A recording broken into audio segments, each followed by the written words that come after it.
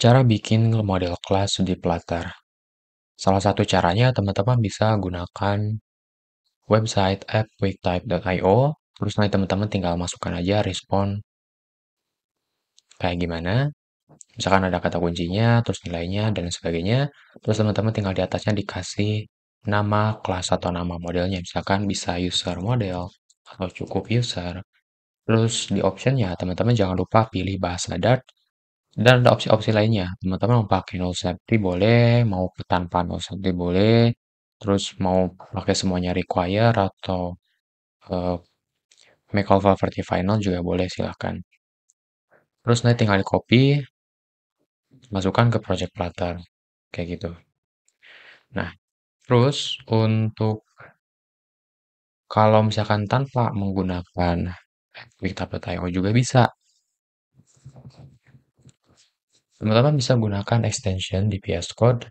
Tapi di sini kalau di VS Code ya, entah kalau di IDE yang lain entah ada atau tidak.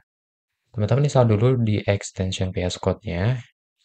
Namanya di sini adalah Dart, Dart Data Class Generator.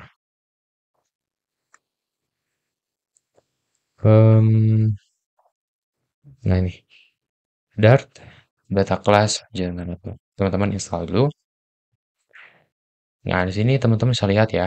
Jadi tinggal kita bikin kelas terus properti-propertinya nanti akan di-generate kebutuhan-kebutuhannya.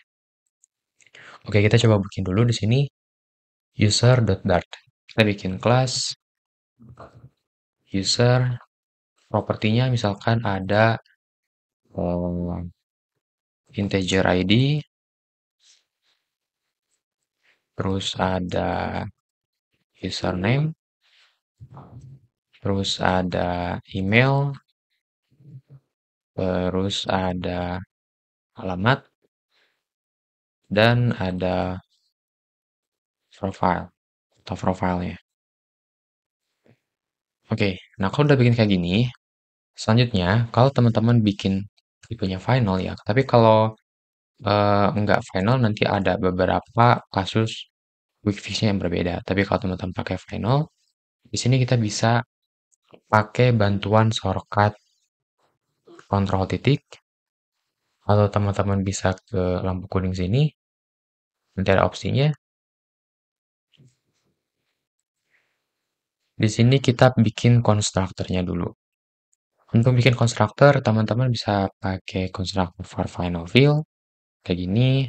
Jadi ada require dan di sini pakai tipe name argument. Atau teman-teman bisa pakai konstruktor for final fill yang satunya lagi, yang tipenya adalah positional argument, jadi sesuai posisi. Kalau kita pengen masukkan username, maka harus diposisikan di urutan yang kedua, dan seterusnya. Oke, nah biasanya di Dart itu atau di Flutter udah biasa pakai yang name argument, jadi tidak harus berurutan bikin isi nilai ke konstruktornya. Selanjutnya, teman-teman simpan kursor di kelasnya. Kemudian kontrol titik lagi atau boleh diklik menu lampu kuning sini. Di sini ada menu muncul generate. Di sini datang dari Dart Data Class Generator Extension. Kalau belum muncul, teman-teman close dulu VS Code-nya biar ke restart buka lagi.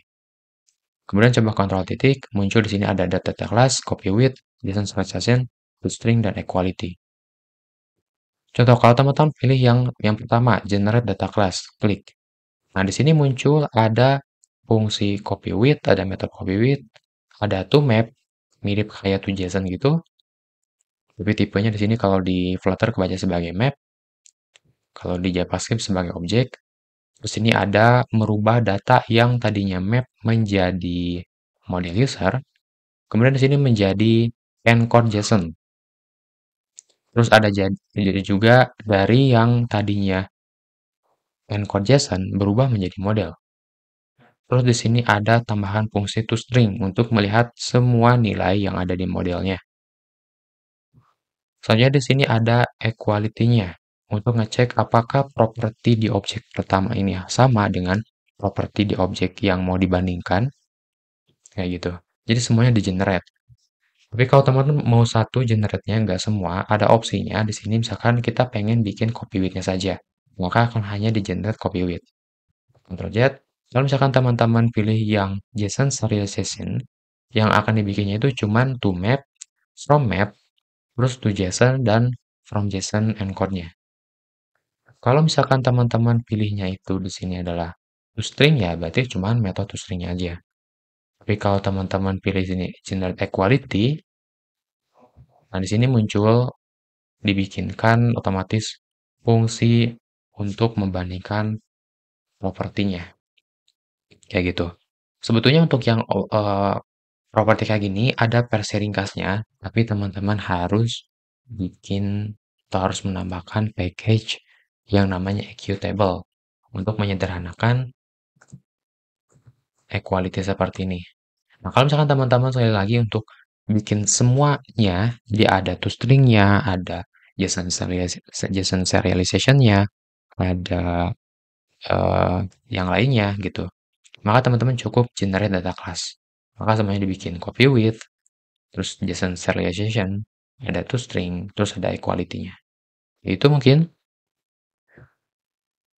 untuk di video kali ini. Sampai ketemu di next video.